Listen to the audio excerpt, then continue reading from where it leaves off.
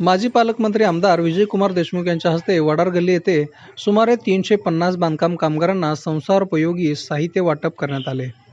सोलापुरातील बांधकाम कामगारांना माजी पालकमंत्री विजयकुमार देशमुख यांनी विनायक विटकर व मित्र परिवाराच्या वतीने महिला भगिनींसाठी संसारोपयोगी साहित्य कामगारांना मोफत व घरपोच देण्याचा उपक्रम घेतला होता। तो स्तुत्य उपक्रम असून भविष्यात बांधकाम कामगारांना येणाऱ्या अडचणी दूर करण्यासाठी मी सदैव विनायक विटकर यांच्या पाठीशी असेल, असे आवाहन माजी पालकमंत्री तथा आमदार विजयकुमार देशमुख यांनी आपल्या मनोगतात व्यक्त केले आहे। आता साक्षात आपल्याला दर्शन आपल्याला या शासनाच्या वतीनं होऊ लागलं आहे। असे अनेक योजना आहेत, त्या योजना आपल्या सगळ्यांना या शासनाच्या वतीनं मिळणार आहे।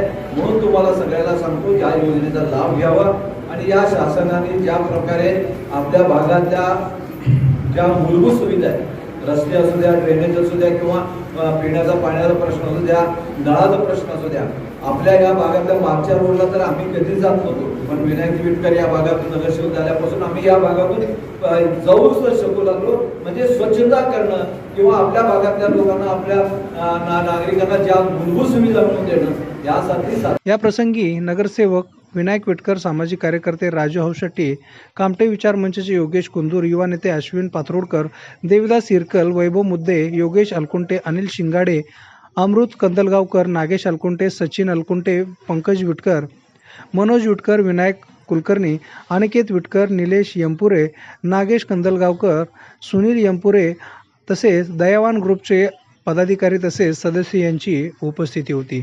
दरम्यान या कार्यक्रमामध्ये बांधकाम कामगार यांनी मोठ्या प्रमाणात आपला सहभाग नोंदवला होता।